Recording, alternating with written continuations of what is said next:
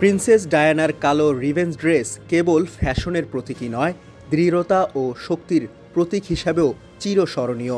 পোশাকটি আবার আলোচনায় এসেছে কারণ গত বৃহস্পতিবার প্যারিসের মিউজো গ্রেভা জাদুঘরে ওয়েলসের প্রয়াত এই রাজকুমারীর নতুন মোমের মূর্তি উন্মোচন করা হয়। সেখানে তাকে দেখা গেছে সেই অফ শোল্ডার কালো পোশাকে, যেটি তিনি 1994 সালে কেনসিংটন গার্ডেন্সের সারপেইন্ট গ্যালারির এক নৈশভোজে পরে সাড়া ফেলেছিলেন। এই বিখ্যাত পোশাকের কাহিনী বুঝতে হলে একটু পেছনের দিকে তাকাতে হবে। 90 দশকের শুরুতেই প্রিন্সেস ডায়ানা ও প্রিন্স চার্লস দাম্পত্য জীবনের অস্থিরতা নিয়ে নানা গুজব ছড়ায়। তিনি রানী দ্বিতীয় এলিজাবেথের বড় ছেলে ও সিংহাসনের উত্তরাধিকারী। 2022 সালের 8 সেপ্টেম্বর রানী এলিজাবেথের মৃত্যুর পর 2023 সালের 6 মে তিনি ব্রিটেনের রাজা হন। 1992 সাল নাগাদ চার্লস ডায়ানার সম্পর্কে টানাপোড়েন সবার কাছে স্পষ্ট হয়ে ওঠে। সে বছর তৎকালীন ব্রিটিশ প্রধানমন্ত্রী জন মেজর আনুষ্ঠানিকভাবে তাদের বিচ্ছেদের ঘোষণা দেন।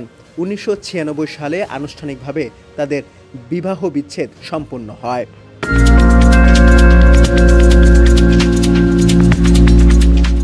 দ্য নিউ ইয়র্ক টাইমস জানায়, আরটিভির এক তথ্যচিত্রে প্রিন্স চার্লস স্বীকার করেন তিনি ডায়ানার সঙ্গে বিশ্বাসঘাতকতা করেছিলেন।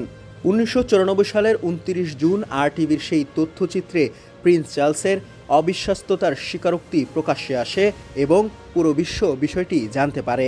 সেদিনই লন্ডনের সারপেইন্টেইন গ্যালারিতে ভ্যানিটি ফেয়ার গালায় বিখ্যাত black off shoulder revenge dress পরে উপস্থিত হন ডায়ানা।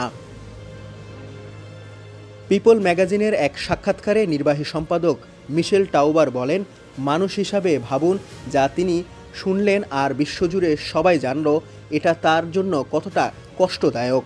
চার্লস কার্যত তাদের ব্যক্তিগত অন্ধকার দিকগুলো প্রকাশ করে দিলেন। যেখানে অন্য কেউ হলে ঘরে লুকিয়ে থাকত, ডায়ানা বেছে নেন ভিন্ন পথ।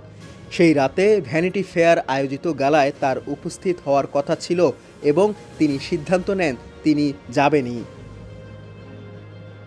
পিপলের ডেপুটি স্টাইল ডিরেক্টর ব্রিটানি টোলারিকা বলেন, ডায়ানা জানতেন সেদিন সবার চোখ তার দিকেই থাকবে, তাই তিনি পোশাক দিয়েই নিজের বক্তব্য জানান। তিনি ব্যক্তিগত জীবনে বিশৃঙ্খলা নিয়ে কোনো মন্তব্য করেননি, কিন্তু তার পোশাকই সব কথা বলে দেয়। শোনা যায় সেদিন তিনি ভ্যালেন্টিনের একটি পোশাক পরার কথা ভাবছিলেন, কিন্তু শেষ মুহূর্তে তিনি বদলে নেন ডিজাইনার ক্রিস্টিনা স্ট্যাম্বোলিয়ানের এই কালো গাউনটি। মজার বিষয়, স্ট্যাম্বোলিয়ান পরে বলেন, 3 বছর ধরে পোশাকটি পরেছিল, তিনি কখনো পরেননি। আমি খুব হতাশ হয়েছিলাম। 1997 সালে ডায়ানা তার 79টি গাউন নিলামে বিক্রি করেন, যার মধ্যে রিভেঞ্জ ড্রেসটিও ছিল। পোশাকটি $24,150 স্কটল্যান্ডের ব্যবসায়ীর কাছে বিক্রি করা হয়েছিল।